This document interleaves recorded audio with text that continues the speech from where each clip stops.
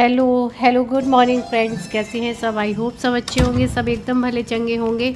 अभी हो रहा है सुबह का टाइम, सावन का सोमवार है। घर के सारे काम से इन लोगों का लंच वगैरह बनाना, पैक करना, सब कुछ से फ्री होके मैं देवू को लेके जा रही थी छत पे। अभी बस मैंने सोचा कि छत पे जाती हूँ तो फूल तोड़ लाती हूँ पूजा के लिए।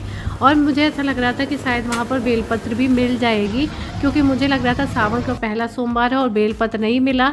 एक बार मैंने गमले में डंडी देखी थी, बेलपत्र नहीं थी, सिर्फ डंडी देखी थी, तो मैं समझ गई थी ये बेलपत्र का ही है। लेकिन वहाँ पर मैं कोशिश कर रही थी कि मिल जाए कैसे भी। और मेरी बहुत इच्छा थी कि मैं बेलपत्र चढ़ाऊँ, पूजा करूँ। सावन का पहला सोमवार है, इनको टाइम नहीं था लाने का। तो मैंने जाके देखा ऊपर और सर्च किया, ढूंढा और सच में बेलपत्र मिल गई।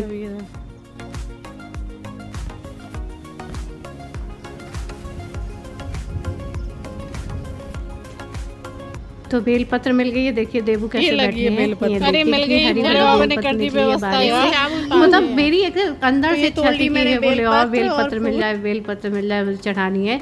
मतलब ऐसा लग रहा था जैसे भगवान ने मेरी सुन ली हो और बेलपत्र मिल गई। मतलब कई बार ऐसे प्रमाण मिलते हैं ना, तो हमें मन में एक विश्वास आ जाता है कि ईश्वर जो है ना वो सच में है यार, किसी ना किसी रूप में वो हमारी बातें सुनते हैं। वहाँ से आने के बाद जब बिस्तर कपड़ा सब निपटाए, क्योंकि केवल खाने का काम हुआ था। उसके बाद कपड़े डले थे सुखाने के लिए, वो सब सुखाए। साथ ही साथ बारिश होती रहती है, यहाँ पर धूल मिट्टी उड़ के आ जाती है, वो साफ़ किया, पूरा इधर साफ़ किया। ये तो डेली करना ही करना होता है, बच्चे खेल खाल के पूरा फैला देते हैं। और पर्स देखा मैंने तो मुझे ये ग्रीन कलर के कंगन मिल गए, जो कि मेरी दीदी ने दिए थे। मैं जब भी आती हूँ तो कुछ ना कुछ ऐसे कंगन वगैरह लेके रख देती हैं। उनको पता है कि ये वहाँ जाके लेगी नहीं कुछ, तो ऐसा रखा रहता है मेरे पास कुछ ना कुछ। उन्हें शौक़ है एयरिंग्स, कंगन, ये कंगन वगैरह ये सब लेने का। उसके बाद ये सब किचन वगैरह मैंने सब निपटाई और ये साड़ी निकाली मैंने अपने लिए पहनने को। तो बस नहा धो के अभी मैं आई हूँ। ये देखिए देवू खींच रहे थे नीचे। तो ये देखिए मैंने ग्रीन साड़ी तो पहन ली है और ये मैं देख रही हूँ गोल्डन ब्लाउज में अच्छा लग रहा है, क्योंकि इसका ना बॉर्डर ना गोल्डन कलर का है। तो ये मेरे पास ग्रीन ब्लाउज है इसका मैचिंग का, इसका तो है, बट क्या है कि साइज में थोड़ा इधर उधर हो जाते हैं ना टाइम टू टाइम। तो मैंने कुछ नहीं लगाया है क्योंकि बहुत ज्यादा गर्मी है, कोई मेकअप करने का मन नहीं करता है। कई बार पता है क्या होता है, हमारे फेस पे एक्ने, पिंपल्स, पिगमेंटेशन, ये सारी चीजें ना कई अलग अलग कारण से हो सकती है। कई लोगों को गर्मी से हो रही होंगी, कई लोगों को पोल्यूशन से हो रही है अलग अलग, या कई लोगों की कुछ हेल्थ प्रॉब्लम से हो रही होंगी। तो दिखने में वो सब एक जैसे लगते हैं कि एक ही प्रॉब्लम है, लेकिन कई अलग अलग रीजन की वजह से होते हैं। लेकिन कई बार क्या होता है ना कि हम ट्रीटमेंट सेम ले लेते हैं कि हमें ये वाला ट्रीटमेंट अगर किसी दूसरे इंसान को फायदा किया है तो वो वाला हमें भी करेगा, तो ऐसा बिल्कुल नहीं होता है। इसीलिए जब भी ऐसी प्रॉब्लम हो ना तो हमें एक स्किन के डॉक्टर को ही दिखाना चाहिए, क्योंकि जो स्किन के डॉक्टर होते हैं वो एक्सपर्ट होते हैं आपकी स्किन की प्रॉब्लम को पता करने के लिए। तो इसलिए ऐसी जब भी प्रॉब्लम हो ना तो स्किन के डॉक्टर को ही की सलाह से ही कुछ ले, क्योंकि वो सही आपको जानकारी देंगे, सही आपका इलाज करेंगे। इसलिए मैं अपने स्किन का टेस्ट जरूर करवा लेती हूँ जब भी मुझे कुछ प्रॉब्लम लगती है। और क्योंकि क्योर स्किन की मैं एक बात बताऊं, वहां पर जो स्किन के डॉक्टर है ना, पूरी उनकी एक एक्सपर्ट टीम है स्किन डॉक्टर्स की, जो आपकी स्किन की प्रॉब्लम को देख के समझ के आपकी स्किन का टेस्ट करके। देवू भी हमारा हाँ में हाँ मिला रहा है कि हाँ मम्मा सही बोल रही है। उसमें बस क्या करना है, आप क्योर स्किन ऐप को डाउनलोड कर लीजिए। वहां पर आपकी जो डॉक्टर है प्रॉब्लम देखेंगे, आपके स्किन का फोटो लेंगे और एआई के द्वारा आपकी स्किन की प्रॉब्लम खुद ही डिटेक्ट होके आ जाती है। मैंने यहाँ पर कई बार अपना टेस्ट दिया है तो आप देख सकते हैं। और कई बार क्या होता है, बहुत सारे लोग कंफर्टेबल नहीं होते हैं डॉक्टर से बात करने में, या फिर बहुत सारे लोग फोन कॉल पे बात करने में उतना कंफर्टेबल, या डॉक्टर से फेस टू फेस बात करने में उतना कंफर्टेबल नहीं होते हैं। तो यहाँ पर आप चैट के द्वारा डॉक्टर से अपनी सारी बातें, अपनी सारी फीलिंग्स शेयर कर सकते हैं स्किन के बारे में, अपनी प्रॉब्लम के बारे में। और डॉक्टर वहाँ पर 20 डेज में फॉलोअप भी लेते हैं, अपने से फॉलोअप लेते हैं कितना सुधार हुआ है, आपकी स्किन में कितना इम्प्रूवमेंट आया है। और आप जब चाहे तो आप खुद भी डॉक्टर से चैट कर सकते हैं। डॉक्टर आपको डाइट चार्ट बताते हैं, एक्सरसाइजेस बताते हैं, डाइट में बताते हैं कि आपको अपनी स्किन की प्रॉब्लम के हिसाब से क्या क्या डाइट लेना है और क्या चेंजेस करने हैं अपनी डाइट में, कितना पानी पीना है। तो एक चीज ये है कि जब हम डॉक्टर से टेस्ट करवा के कुछ भी यूज करते हैं ना तो हमें एक सेटिस्फेक्शन रहता है कि, क्योंकि अगर हम नॉर्मल कोई चीज यूज कर रहे होते हैं तो हमें डर रहता है कि हम ये यूज करेंगे तो हमें फायदा होगा कि नहीं होगा, कहीं ऐसा तो नहीं है कि नुकसान न कर जाए, मेरे फेस पे साइड इफेक्ट ना हो जाए। लेकिन जब डॉक्टर की बताई हुई चीज हम इस्तेमाल करते हैं तो हमें एक अंदर से सेटिस्फेक्शन रहता है, एक अंदर से विश्वास रहता है कि डॉक्टर ने बताया तो ये चीज अच्छी होगी। और एक बात यह है कि यहाँ पर आपको यहाँ पर स्किन केयर के बारे में एजुकेट किया जाता है, क्योंकि हमारे इंडिया में ना स्किन से रिलेटेड कोई भी एजुकेशन नहीं दी जाती, इतना लोग अवेयर नहीं है, लेकिन यहाँ पर एजुकेट किया जाता है। तो मेरी जो डॉक्टर ने मेरा टेस्ट किया था तो उस हिसाब से मुझे किट बन के आई थी। तो ये मेरी स्किन के हिसाब से है। तो जब वहां पर आप टेस्ट करवाते हैं तो आपकी स्किन के हिसाब से डॉक्टर आपको बताते हैं कि आपकी कौन सी किट आपको लेनी है। तो अभी मैंने अपने फेस पे कुछ नहीं लगाया है, तो मैं जा रही हूँ ये सनस्क्रीन लगाने, क्योंकि इसको तो मैं डेली लगाती हूँ, क्योंकि मैं बाकी कोई मेकअप नहीं करती हूँ। और यहाँ पर ना बहुत सारी लैंग्वेज में आप डॉक्टर से चैट कर सकते हैं। आप जिस लैंग्वेज में कंफर्टेबल हो उस लैंग्वेज में डॉक्टर से बात कर सकते हैं, इंग्लिश, तमिल, तेलुगु, हिंदी, जो भी आपको आती है। कुछ प्रॉब्लम्स है जो हमारी स्किन की, जब ऐसे साइन आए ना तो हमें एक स्किन केयर के डॉक्टर के पास जाना ही जाना चाहिए। अगर आपकी स्किन में बहुत दिनों से पिंपल्स हैं, एक्ने हो रहे हैं और वो आप जो यूज कर रहे हैं ना उससे ठीक नहीं हो रहे हैं, सही नहीं हो रहे हैं, तो आपको स्किन केयर के डॉक्टर के पास जाना ही जाना चाहिए। और इसके साथ में अगर आपकी स्किन में धूप में जाने सनबर्न हो रहा है, आपकी स्किन खराब हो गई है, तब आपको स्किन केयर के डॉक्टर से अपना चेकअप कराना चाहिए। और यहाँ पर तो वैसे भी घर बैठे हो जाना है तो आपको टेंशन लेने की जरूरत नहीं है। अगर आपके फेस पे कोई रैश है, मोल है, किसी तरह का स्पॉट है जो कि इसका दिन पे दिन साइज चेंज हो रहा है या कलर चेंज हो रहा है लेकिन वो सही नहीं हो रहा है, तब आपको स्किन केयर के डॉक्टर को अपना चेकअप कराना चाहिए। आपकी स्किन पर डार्क पैचेस है जिनके कलर डार्क है, रेड है, ग्रे है, तब आपको स्किन केयर के डॉक्टर को दिखाना ही दिखाना चाहिए।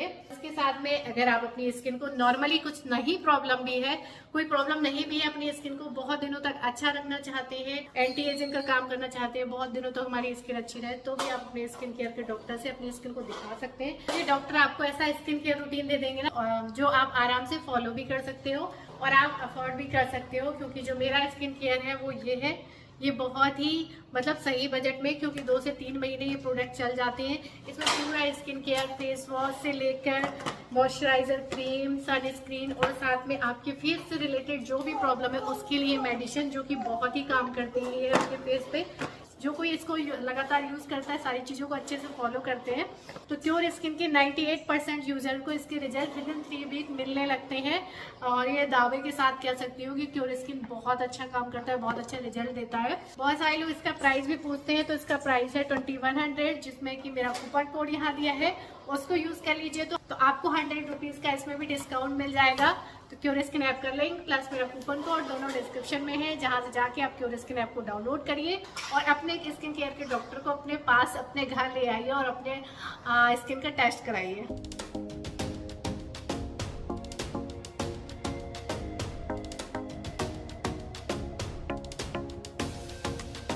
और बस यहाँ पर मैंने मंदिर में अभी पोछा लगाया है, मंदिर में पोछा नहीं लगा था। और उसके बाद में बस अब मैं जा रही हूँ पूजा करने को। और देवू की भी शर्ट मैंने देख के नहीं पहनाई है, लेकिन उसमें ग्रीन कलर है तो उसने भी सावन का पहन रखा है।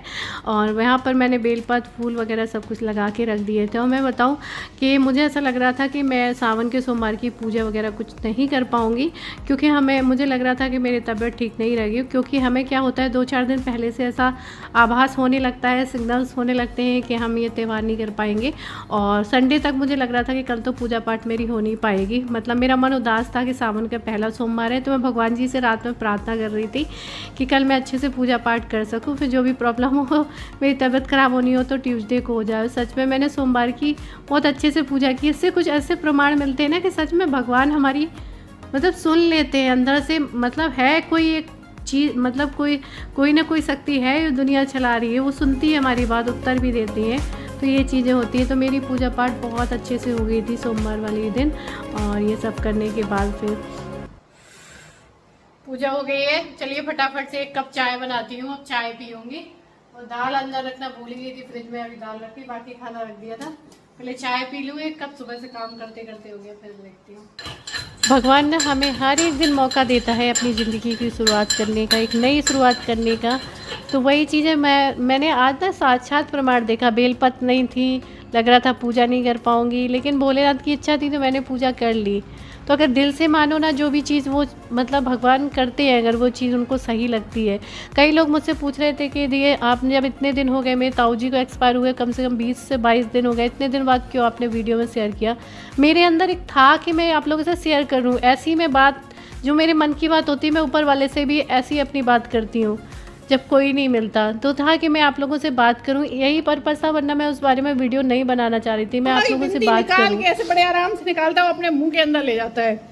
मैं चाय पी रही थी, मैंने सोचा पता नहीं क्या हो गया, जब ये बंदर मामा आ जाए ना समझ लो ये तब रो के मेरे पास भागता है, बड़े चाव से टीवी देखता है। ये पता नहीं इससे बहुत डरता है। इसमें जो बंदर मामा बने ना, आंखें अजीब सी इस कार्टून की, ये देखो इतना डरता है भैया, इतना डरता है। वहाँ रोते रोते ऐसे मुंह बना के गया। मैं कह रही क्या हो गया, बंदर मामा आ गए क्या? सो कह रहे बहुत डरता है कार्टून से।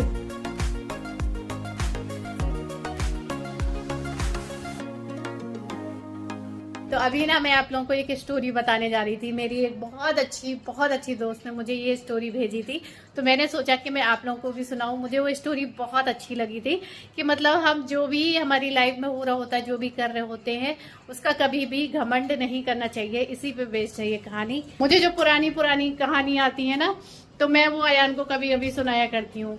एक टाइम बहुत पुरानी बात है कि एक आदमी था जो कि विष्णु भगवान का बहुत बड़ा भक्त था। मैं भगवान की कहानी इसलिए आप लोगों को बता रही हूँ क्योंकि आज है सोमवार, भगवान का दिन भी है, शिव जी का दिन है। तो शिव जी है, विष्णु भगवान है, सभी की है। तो भगवान विष्णु का बहुत बड़ा भक्त रहता है, भगवान विष्णु की बहुत पूजा करता है और नारद मुनि उससे मिलने आते रहते हैं। तो एक बार वो कहता है नारद मुनि से, नारद मुनि जी आप बाकी तो सब ठीक है, लेकिन आप भगवान जी से ये पूछिएगा कि मैं अपनी लाइफ में क्या करूंगी, कितना कमाऊंगा। तो वो कहता है ठीक है, हम पूछ के बताएंगे। तो भगवान के पास जाते हैं नारद मुनि और भगवान से पूछते हैं कि आपका जो भक्त है वो पूछ रहा था कि मैं अपनी लाइफ में कितना कमाऊंगा। तो भगवान जी ने उत्तर दिया 1 रुपया। तो वो नारद मुनि गए और उस आदमी को बताया कि तुम 1 रुपया कमाओगे। तो वो बहुत खुश हुआ, कहा कि हाँ बहुत अच्छा है, बहुत ठीक है। तो वो 1 रुपया कमाने लगा। उसके बाद में उसकी शादी हो गई और जब उसकी शादी हो गई तो वो कमाने लगा 11 रुपया। 11 रुपए कमाने लगा 1 रुपए से। तो वो बहुत आराम से एंजॉय कर रहा था, अपनी बीवी के साथ घूम रहा था, फिर रहा था, अच्छा खाना पीना दे रहा था उसे। फिर कुछ दिन बाद क्या होता है, उसकी बच्चा हो जाता है और बच्चा होने के बाद में वो रोज के 51 रुपए कमाने लगता है। जब वो 51 रुपए कमाने लगता है तो वो डर जाता है।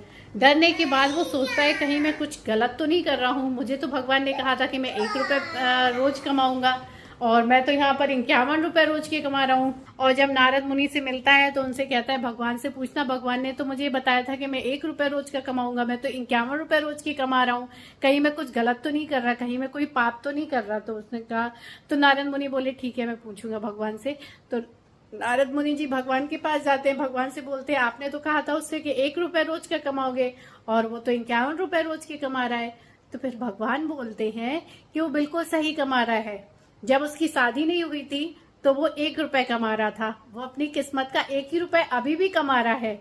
जब उसकी शादी हो गई, उसकी पत्नी आ गई, भले ही वो पत्नी कुछ करती नहीं है, मतलब करने का मतलब वो नहीं कुछ नहीं करती, पत्नियां तो सब कुछ करती हैं, मतलब वो काम नहीं कर सकती, काम नहीं करती है। तो इसलिए बाकी का जो 10 रुपए है वो अपने पत्नी की किस्मत का कमा रहा है, उसमें उसका कोई रोल नहीं, उसका 1 ही रुपया। और जब उसका बच्चा हो गया तो बच्चा तो कुछ कर नहीं सकता है, तो इसलिए जो बाकी के 40 रुपए है वो अपने बच्चे की किस्मत का कमा रहा है। तो इस तरीके से शादी के बाद में जो होता है एक आदमी की किस्मत उसकी पत्नी से, उसके बच्चे से जुड़ जाती है। तो जो भी वो कमाई करता है या काम करता है ना, तो अपनी बीवी और बच्चे की किस्मत का भी होता है। मुझे बहुत अच्छी लगी तो मैंने आप लोगों के साथ भी, आगे आप लोग चाहते हैं कि मैं आप लोगों को कोई ना कोई स्टोरी बताऊं, सुनाऊं, तो आप लोग मुझे बताइएगा। तो फिलहाल मुझे अभी ये साड़ी उतार के रखनी है और आज तो धूप निकली है काफी तेज, देखो जाने का।